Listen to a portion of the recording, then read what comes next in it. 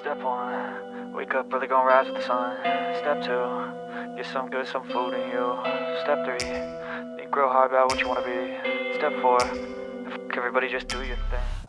Hi everybody and welcome to today's video. My name is Matt and this is What Matters to Matt. And yes, crush the resistance. Now this mug, if you've been watching my videos before, you might have seen this in a couple of different videos. First of all, I am a Star Wars fan, so that is part of it. Second of all, I'm a coffee fan, so that's definitely part of it. But last, it's about this this message on this cup, crush the resistance. Now to give you an idea why that's so relevant to me right now, is that I have a marathon coming up in less than 2 weeks. And I realized that on this channel, I did share earlier that I was doing some Garmin advanced marathon training. I was going through that training program. But I haven't shared how that training was going over the summer. I've had a couple of roadblocks, a couple of little speed bumps in the way. I did go through that sickness that everybody's been talking about over the last couple of years. I had some personal things come up, which did make me miss a handful of workouts and a couple of long runs.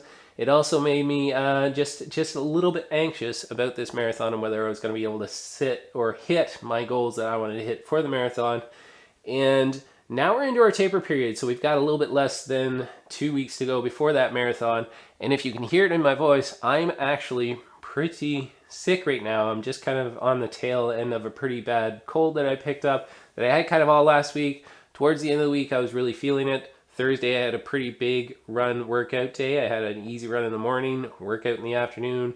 Then I went and did a lag workout, and by the time I woke up Friday morning, I was gone. And it had meant to be, for me, one of my biggest weeks of the whole training block. And in my mind, I had kind of narrowed in on that week to kind of pull me back into where I wanted to be in terms of confidence coming into this marathon. That didn't happen. I actually haven't run since Thursday. So I didn't run Friday, didn't run Saturday, didn't run my long run on Sunday. And here we are Monday, and I don't know if I'm going to run today or not. I'm really kind of taking it very, very careful because I don't want to stretch out this cold longer than I have to. But crush the resistance. Again, why is that so important? Because for me, the taper period can be easily the time where mentally it can be hard to stick to the plan, to do the things that you meant to do, especially if your training block didn't go 100%. So in this video, 5 tips on how to get that taper right and how to crush the resistance to get it wrong. All right, so tip number 1 during the taper is don't try to squeeze in an extra long run or an extra workout over what you were planning on doing during that taper. And this one's probably the biggest one for me is because over the weekend, since I wasn't able to run, I was thinking last night that I would get up this morning after having a good sleep. And if I didn't feel too bad, I was actually going to go out and do my long run. Now we're into the last 2 weeks of this taper, and going on a long run today, especially where I'm not feeling that well, if I was to go out there and do a 32 kilometer or 20-mile long run, it's probably a little bit too much for my legs. Don't make those adjustments. Don't try to squeeze in a workout or a long run that you missed along the way. The only thing that you can do now is risk injury or potentially just have yourself on really tired legs come the marathon if you try to squeeze in some additional work during that taper. We've all heard that saying before that the hay is already in the barn, so don't try to go ahead and gain fitness. You're not going to do that over the last couple of weeks, but potentially you could injure yourself or just come up to the marathon more tired than you want to be. It's about getting healthy, healing well, and being ready come race day, not about adding fitness during that taper. And yes, tip number 2 is make sleep a priority. Now, if you're like me and you have a busy lifestyle, you might only be able to squeeze in 5 to 6 hours sleep every single night right now. But if there's some way that you can find some extra time and bump that up to 7, maybe even the 8 hours sleep, you'll be amazed at how much that can help you out with your recovery. Now, I'm not saying that you have to bump it up to 10 hours. I'm not saying that you even have to get to 8 hours sleep with a nap in the afternoon.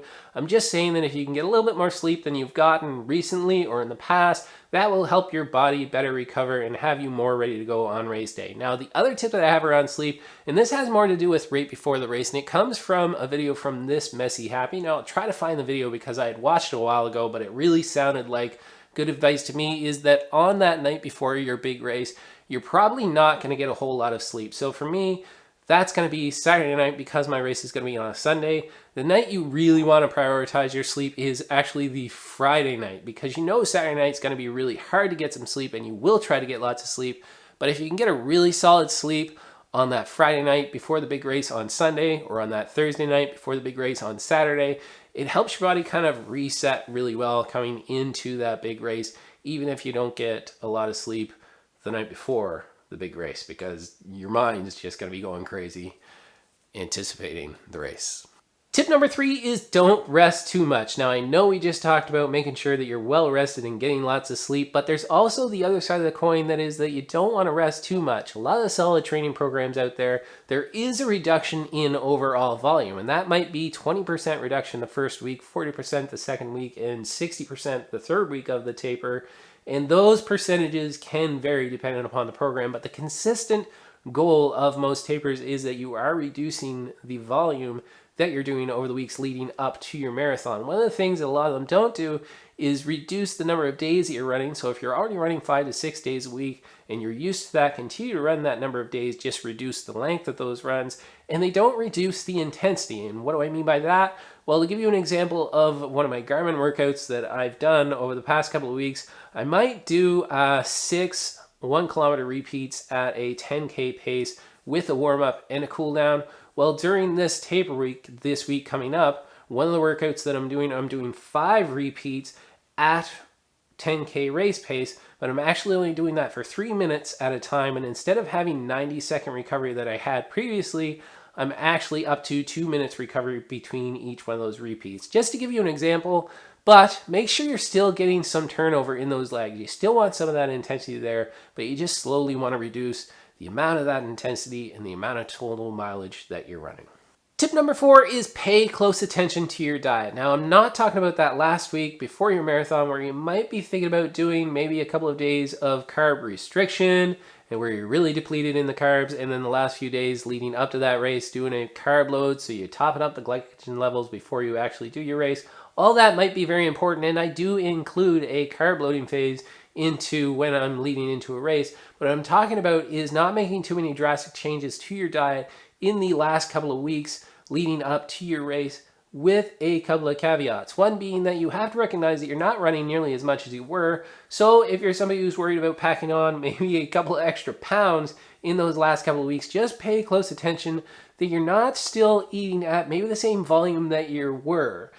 Also important to this is making sure that you're also eating enough. And that's why I say it's a delicate balance, because some folks are going to think that because they're reducing their mileage by so much that they don't want to eat nearly as much as they did. And that's true if you don't want to gain weight, but it is a little bit of a delicate balance because you want to make sure that your body's still getting the nutrients to be able to recover and get everything that it needs to have you ready to go on race day. So it's a little bit of a delicate balance. One of the things that I did notice when I started my endurance training was that I was able to get away with maybe having a little bit of an extra treat on Sunday after I went on that 32-kilometer long run, and I wasn't going to gain any weight because I was burning just so many calories. Maybe cutting that out, but making any drastic changes to your diet is not always the greatest thing leading into race day. Don't overthink it. Maybe reduce a little bit because you're not running as much, but keep a consistent diet and pay close attention to what you're eating coming into your race. And the 5th and final tip, which can be an absolute beast of a problem, is don't pay attention to what other people are doing. To put this into perspective, yesterday as I was sitting on the couch missing what I had in my mind to be a very important long run in my training block, I was seeing some results come in from some friends that I follow quite closely on Strava, and one of those just ran a pretty successful London marathon, and a couple other friends had gotten their BQs, their Boston qualifiers yesterday, and ran really solid races. And it had me looking at Strava and looking up how they've been training over the past number of months, and looking at when they did their last long run and how many kilometers they're putting in, and comparing myself to them. You have no idea where other people's are in their running journey. You also have no idea exactly what you might know, but you might not have any idea exactly what their training programs are or what they're doing. Pay attention to what your goals were. Pay attention to where you're at in your running journey. Pay attention to your own situation and your own training plan. Don't pay attention to what others are doing. Don't worry about them. Your battle is against yourself, not against others. So don't worry about what others are doing, and do what you need to do to have a solid day come race day.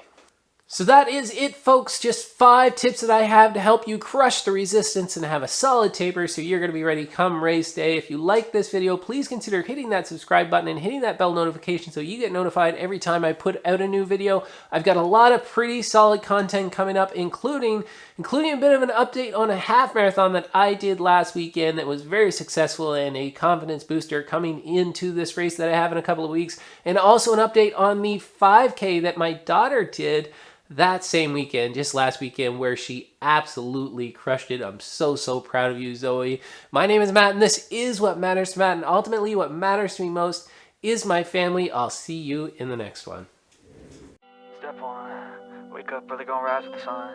Step 2, get some food in you. Step 3, think real hard about what you want to be. Step 4, everybody just do your thing. Wake up, today's gonna be a good day. Wake up, today's gonna be a good day. Wake up.